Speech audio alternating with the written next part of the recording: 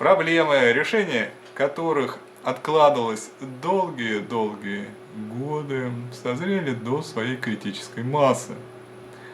Теперь правда уже вырвалась наружу, и когда она дойдет до сознания православных людей, то в нашей церкви начнутся очень интересные события, и будут они развиваться стремительно. А связано это с тем, что правда, она в реальности шокирующая. Как сказали в одном известном фильме, царь-то не настоящий. Дело в том, что наша русская православная церковь, то, что является для многих людей главным смыслом жизни, то, что является для народа главной ценностью, наша церковь подделана, не настоящая. Подделана она не полностью, лишь наполовину, так сказать, но легче от этого не намного. И об этом секрете знают власть придержащие. Собственно, тайна их царствования, все эти 100 лет, она в этом и заключается. Церковь подделали, народ потерял связь с Богом, потерял разум Христов и стал легко управляемым стадом. Но сейчас наступает время прозрения, время принципиально новых исторических событий.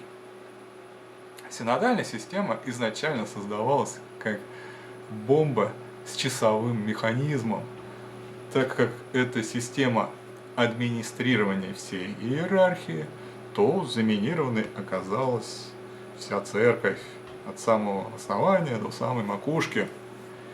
И что произойдет далее, это уже зависит от каждого. Или эта бомба рванет и разнесет и всю церковь, и всю страну, а вслед за этим рухнет и весь мир, как известно. Или же мы аккуратно ее разминируем. Или мы пойдем, если мы пойдем путем гордости, путем надменности, презрения друг к другу, если старшие, эти начальники так и будут презирать простых мирян, а миряне, которым сейчас Господь фактически дает ключи от Софии Божией, если миряне начнут презирать старших, то получится бардак, получится дурдом. И, как всегда, по принципу разделяй и властвуй, выгоду из этого хаоса получит третья сила.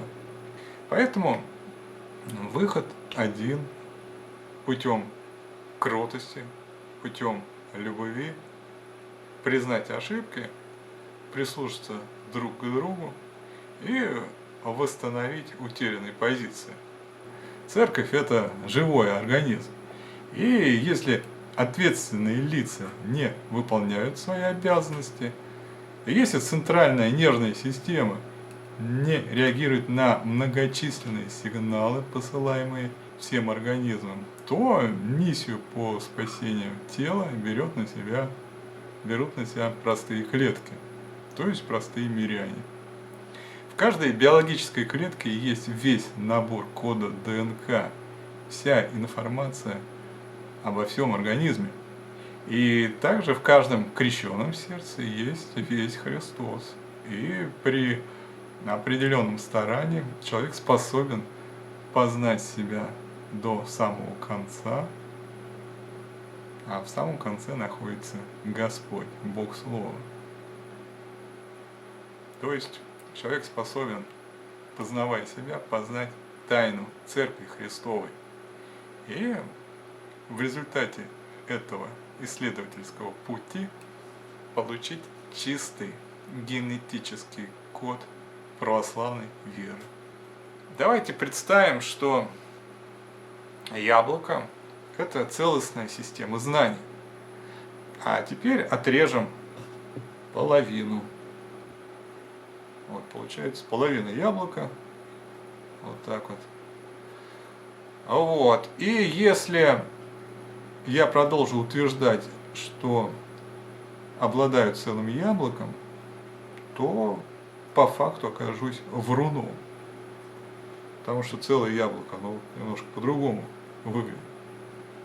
А у меня в руке только половинка. Так вот, по факту получается, что церковный официоз всему православному народу уже который год откровенно морочит голову. Делается это в основном неосознанно, так как далеко не все посвящены в тайну большевистской власти. Но это не снимает ответственности, так как получается, что наши рулевые, они некомпетентны в своем деле. А это уже преступная некомпетентность, потому что речь идет об управлении Церковью Божией, о спасении миллионов душ. Так вот, тайна большевистской власти заключается в том, что в официальном академическом богословии содержится только половина учения Иисуса Христа. Но нам продолжают говорить, что Синод обладает всей полнотой православной веры, что Священный Синод является хранителем чистоты православия. А в действительности это, мягко говоря, не так. А вслед за архиереями в эти странные жмурки продолжает играть вся церковь. И дети малые, и седовласые старцы, все как загипнотизированные смотрят на половину яблока, видят многочисленные проблемы нашей церкви, видят, что церковь у нас полуживая, что нет самого главного, нет соборности и любви. И при этом продолжают утверждать, что яблоко целое, что церковь хранит всю полноту истины. Поэтому у меня есть конструктивное предложение. Давайте перестанем играть в умалишенных. Давайте с головы встанем на ноги и начнем решать сложные вопросы, которые не под силу решить ни патриарху, ни священному синоду. Чтобы распутать клубок тех проблем, что накопились за несколько столетий, нужно быть свободным от системы. Поэтому очистительно-восстановительный процесс должен быть инициирован снизу церковной иерархии, простыми мирянами. И это единственный выход. У руля церкви находятся обычные советские люди. Они не боги и не святые. Они такие же, как и все. И также искалечены советской эпохой. Пастыри также слепы, как слепо паства. Вот в такой ситуации мы находимся. У церковного начала в действительности есть очень большие проблемы, большие сложности с возможностью отличать правду от лжи, истину от лукавой подделки под истину.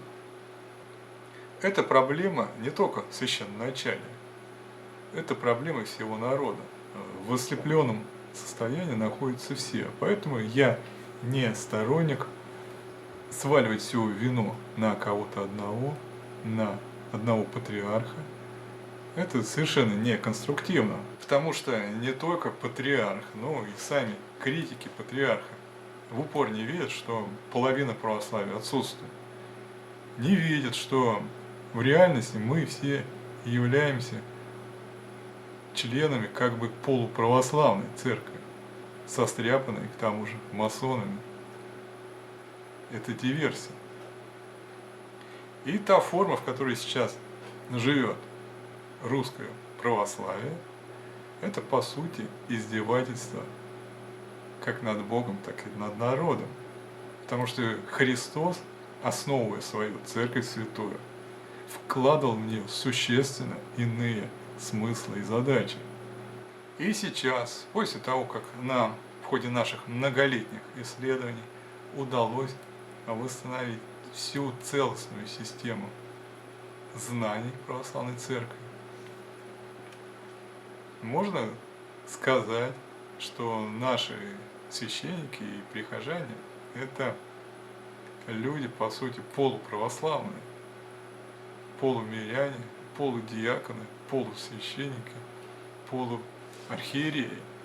И верим мы, получается, только в половинку Бога. Это была первая вступительная часть нового цикла. Далее мы будем говорить уже конкретно о недостающей половинке. Информация получена из первого источника, непосредственно от Святаго Духа, от нашего таинственного Создателя.